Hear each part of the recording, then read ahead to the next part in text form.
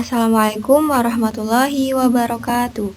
Hello students, how are you? I hope you are doing well. Semoga kalian masih sehat dan tetap semangat untuk belajar bahasa Inggris sama kakak, yaitu chapter 3, We Know What to Do. Subbab 3, kita tahu apa yang kita lakukan. Nah, kenapa sih kita harus belajar tentang chapter 3 atau materi ketiga ini? Karena pertama, setelah kamu belajar ini, kamu akan bisa to give suggestions, memberi saran. Dan yang kedua, to state rules and obligations, untuk menyatakan aturan dan keharusan.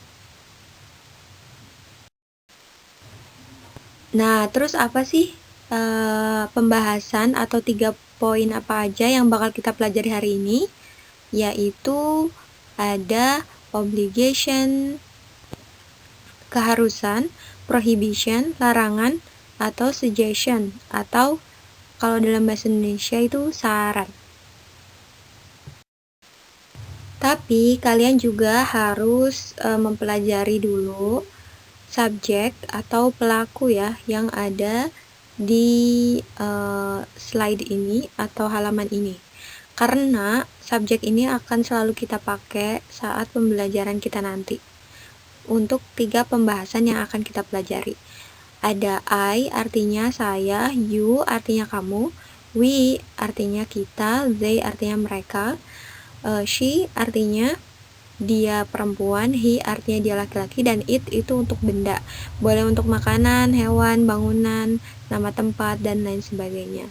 Nah, di sampingnya ini ada have to. Have to ini berlaku untuk I sampai they, dan has to itu berlaku dari she sampai it. Paham ya sampai sini? Oke, langsung saja ke pembahasan yang pertama, yaitu obligation, artinya keharusan. Sebelum kita masuk ke rumus bagaimana cara membuat kalimat obligation, kakak punya teks di sini. Kakak akan membacakannya dan kalian ikutin setelah kakak ya. Kakak akan membaca kalimat per kalimat, terus di akhir kalimat kakak akan berhenti sebentar, dan saat jeda atau berhenti itu kalian praktekin langsung di rumah masing-masing. Oke? Let's get started. We can learn if the class is not noisy. My friends and I know very well that we must not be noisy. We must respect our friends who are working seriously. We must not chat and talk very loudly in class. We must keep our voice low. Oke, kakak artiin dulu kalimat per kalimat ya. We can learn if the class is not noisy. Kita bisa belajar kalau kelasnya itu tidak berisik. My friends and I know very well that we must not be noisy. Teman saya dan saya sangat tahu kita tidak boleh berisik. We must respect our friends who are working seriously. Kita harus menghormati teman kita yang bekerja secara serius. We must not chat and talk very loudly in class. Kita tidak boleh berinteraksi dan bicara terlalu keras di dalam kelas. We must keep our voice low. Kita harus menjaga suara kita agar tetap rendah. Nah, terima kasih ya teman-teman yang sudah praktek di rumah dan sekarang kalian udah tahu arti dari teks ini. Pertama, obligation atau keharusan itu ciri khasnya must ya, artinya harus. Nah, gimana cara kita membuat kalimat must ini dalam bentuk positif gitu ya? Di sini ada rumusnya, ada subjek itu ditandai dengan S, kemudian ditambah must sebagai modal atau ciri khas dari obligation ya, yang pertama, dan ditambah verb atau kata kerja pertama. Nah, sebagai pelengkap, kalian bisa pakai objek atau adverb sebagai keterangan supaya kalimat kalian itu tidak rancu. Untuk lebih jelasnya, kakak punya contoh di sini. You must go to the doctor. You must go to the doctor. You, kamu, must, harus, go, pergi, to the doctor, ke dokter. You sebagai subjek, go sebagai verb 1 atau kata kerja 1, must sebagai modal atau ciri khas dari obligation, dan to the doctor sebagai adverb atau keterangan.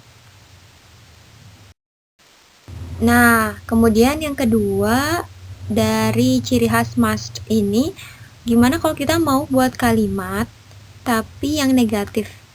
Kalimat keharusan tapi yang negatif. Jadi berlawanan sama yang pertama, yang positif. Dia mengharuskan melakukan sesuatu, tapi kalau kita itu mengharuskan seseorang untuk tidak melakukan sesuatu. Nah, rumusnya yaitu S subject ditambah must not atau mustn't ditambah verb 1, kata kerja 1, sebagai pelengkap ditambah objek atau adverb, ya. Nah, di sini ada contoh kalimatnya nih. You must not go to the doctor. Kamu tidak harus pergi ke dokter. You sebagai subjek, must not sebagai modal atau ciri khas dari obligation yang negatif, go sebagai verb 1 atau kata kerja pertama, dan to the doctor sebagai adverb atau keterangan. Kemudian di sini ada stating obligation atau menyatakan keharusan, tapi dalam bentuk pertanyaan. Ada rumusnya. Rumusnya itu must ditambah subjek ditambah verb 1 ditambah objek atau adverb keterangan sebagai pelengkap. Nah, di sini ada contoh kalimatnya nih. Must you go to the doctor? Haruskah kamu pergi ke dokter? Nah, must sebagai modal, you sebagai subjeknya, go sebagai verb 1 atau kata kerja 1, to the doctor sebagai adverb atau keterangan. Jadi posisi must-nya kalau untuk interrogatif itu di depan ya, bukan setelah subjek, tapi sebelum subjek. Ciri khas yang kedua selain dari must di stating obligation ini yaitu have to atau has to. Nah, untuk penggunaan have to atau has to sudah dijelaskan di slide yang ada subjeknya ya. Dari I, you, we, they pakainya have to, sedangkan she, he, it artinya has to. Nah, kalau kita mau membuat obligation pakai have to yang positif, maka ini rumusnya. Subjek ditambah have to atau has to ditambah verb 1 ditambah objek atau adverb sebagai keterangan. Nah, di sini ada contoh kalimatnya. You have to obey the rules of school. Kamu harus mematuhi aturan sekolah. You sebagai subjek, have to sebagai ciri khas dari obligation, ciri khas yang kedua ya. Obey itu artinya mematuhi dan sebagai verb atau kata kerja yang pertama. Dan the rules of school adalah sebagai adverb atau keterangan. Lanjut ke bagian berikutnya, pembahasan poin yang kedua yaitu prohibition atau larangan. Nah, kenapa sih kita harus mempelajari stating prohibition atau menyatakan larangan? Supaya kita bisa menyatakan kalimat larangan, ekspresi larangan secara lisan maupun tulisan kepada teman kita atau orang-orang yang di sekitar kita. Nah, ada beberapa rumus, 3 rumus ya. Sedangkan rumus yang pertama yaitu do not atau kalau disingkat don't ditambah verb 1, kata kerja 1, ditambah objek atau adverb sebagai keterangan untuk supaya kalimatnya tidak rancu. Oke, contoh kalimatnya adalah don't watch the movie. Jangan menonton filmnya. don't sebagai ciri khas larangan, watch sebagai verb 1 atau kata kerja 1, the movie sebagai objek. Nah, rumus yang kedua dalam menyatakan larangan atau stating prohibition ini berkaitan sama adjektif. Adjektif itu kata sifat ya teman-teman. Nah, kata sifat itu adalah hal-hal yang melekat pada seseorang. Misalnya malas, pintar, atau dalam bahasa Inggris smart, terus bodoh, dalam bahasa Inggris stupid, kemudian diligent, dalam bahasa Indonesianya itu adalah rajin, dan sebagainya. Nah, rumusnya itu do not atau don't ditambah be ditambah adjective. Nah, ini dia teman-teman contohnya. Don't be lazy. Jangan malas. Don't sebagai ciri khas larangan, be sebagai rumus yang sudah ditetapkan, lazy itu sebagai adjektif atau kata sifat. Karena lazy itu sifat yang melekat pada seseorang ya teman-teman, bukan kata kerja. Nah, sedangkan untuk rumus terakhir yaitu stating prohibition, menyatakan larangan. Rumus ketiga itu no ditambah verb atau kata kerja yang di ujungnya ditambah dengan ing. No ditambah verb ing. No sebagai ciri khas larangan, verb ing itu verb yang ujungnya di akhir kata itu ditambah ing. Contoh kalimatnya yaitu no parking. No itu ciri khas dari larangan, parking itu verb yang ditambah dengan ing. Karena tadinya awalnya itu bukan parking ya teman-teman, tapi park. Tapi karena di depannya ada no, jadi ujung dari kata kerjanya itu ditambah ing. Juga kalau kita mau bilang jangan berenang. Berenang itu kan tadinya swim ya teman-teman. Tapi karena ada no di depannya maka jadi no swimming. Seperti itu. Kita lanjut ke pembahasan poin ketiga dari we know what to do, yaitu suggestion atau saran atau himbauan. Nah, seperti yang di part obligation, bagian obligation, di sini juga ada teks. Ikuti setelah kakak ya.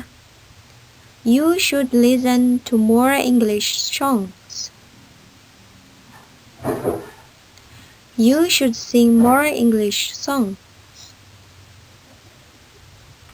More importantly, you should understand the lyrics. You should more stories from around Indonesia and the world in English. Ya, terima kasih ya sudah mengikuti kita, sudah mengikuti kakak maksudnya. Nah, artinya adalah kakak coba kupas kalimat per kalimat ya. You should listen to more English songs. Kamu harus mendengarkan banyak lagu-lagu Inggris, lagu-lagu yang berbahasa Inggris maksudnya. You should sing more English songs. Kamu harus bernyanyi lebih banyak lagi dengan bahasa Inggris.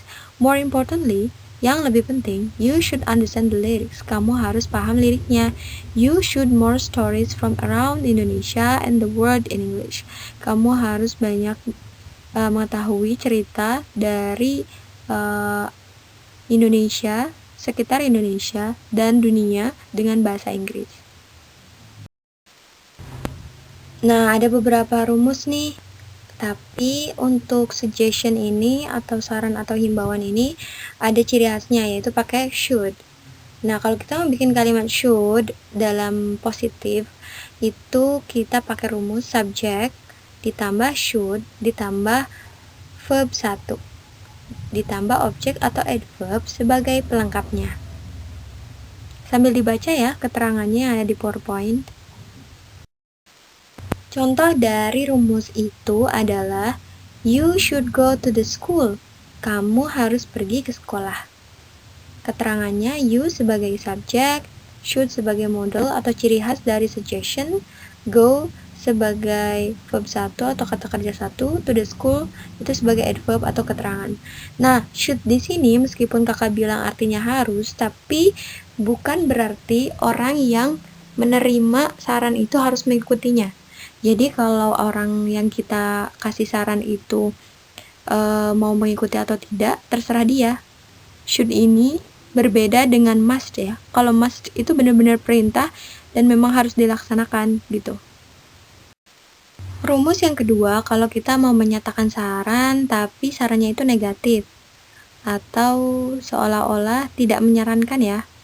Nah, rumusnya itu subject ditandai dengan S ditambah should not ya, ditambah verb 1 atau kata kerja 1 ditambah objek atau adverb sebagai pelengkapnya. Ini adalah contoh kalimatnya ya. You should not go to the school. Kamu tidak harus pergi ke sekolah. You sebagai subjek, should not sebagai model, atau ciri khas dari suggestion tapi yang negatif. Go sebagai verb 1 atau kata kerja 1, to the school itu ke sekolah sebagai adverb atau keterangan. Nah, maksud dari kalimat ini, you should not go to the school, maksudnya itu bukan melarang atau menyarankan orang untuk tidak sekolah ya teman-teman, tapi mungkin tanggal merah atau sekolahnya lagi libur, makanya kalau kita pakai kalimat ini ya harus saat libur atau tanggal merah ya, bukan saat hari-hari biasa efektif ke sekolah, karena kalian harus tetap masuk ke sekolah. Nah, rumus yang ketiga dari suggestion itu kalau kita mau bikin kalimat saran tapi pakainya itu pertanyaan. Nah, rumusnya itu should ditambah subjek ditambah verb 1 atau kata kerja 1 ditambah objek atau adverb atau keterangan sebagai pelengkapnya gitu. Ini dia contohnya. Should you go to the school? Haruskah kamu pergi ke sekolah? Nah, should di sini sebagai model, you sebagai subjek, go sebagai verb 1 atau kata kerja 1, to the school itu ke sekolah sebagai adverb atau keterangan. Nah, di sini posisi should yang biasanya itu setelah you sekarang dirubah ya. Should-nya di depan karena ini adalah bentuk kalimat suggestion yang interrogatif atau pertanyaan. Jadi ditukar posisinya sama subjek. Oke, sekarang giliran kalian ya, lakukan latihan ini. Please make 2 sentences from obligation, prohibition, and suggestion. Silakan buat masing-masing 2 contoh kalimat dari keharusan, larangan, dan juga saran. Kalian bisa kirim ke WhatsApp grup aja ya. Nanti yang melakukan atau mengerjakan latihan akan kakak kasih nilai plus. Oke, dan kakak harap kalian tidak mengambilnya dari Google secara langsung, tapi kalian susun sendiri kalimatnya. Terus nanti kalau ada kosakata yang nggak bisa kalian ubah ke bahasa Inggris, boleh lihat kamus atau Google baru. Tapi kalian rangkai sendiri kalimatnya. Nah, itu dia teman-teman pembelajaran kita hari ini. Senang sekali bisa belajar bareng kalian lagi. Semoga kita bisa ketemu lagi. Terima kasih ya. Thanks for your attention and sorry for my mistakes. So, bye. Wassalamualaikum warahmatullahi wabarakatuh.